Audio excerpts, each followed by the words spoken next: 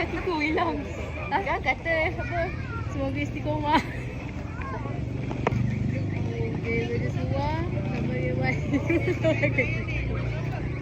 Tak pelik ni. Mantap. Ya, now. Yana tu elok pakai tekung kat rumah. Aku nak letak nama korang nama penuh lah. Dekat ni save contact. Fakir alam. Aku alam aku memang save aku alam. Dengan Fatihah. Nur Fatihah, Yasin. Izzati Yasin. Nurul ni. Aku tulis aku pakai seluar sikit. Tak, kau memang duduk. Minang-minang yang duduk sopan. Kenapa dik?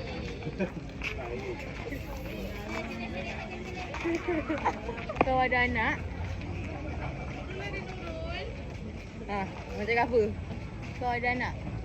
Tak selang anak kau suruh aku jaga. Aku nak bulan 8 nanti indoor outdoor Aku nak indoor yang main. Indoor? Itu indoor Kau outdoor? Outdoor lah. Yang tadi tu kan? Outdoor gila itu kalau main indoor. Kau langgar suruh. Dina. Ya. Dina pergi. Baca nama dalam rumah tu. Dalam rumah. Dia Rahmah. Dalam rumah. Dalam rahmah kau. Sekarang aku tak pakai lah. So tak pakai lah. Sekejap lagi kan aku bakar semput pula kan. Dah apa aku dah buat CDR.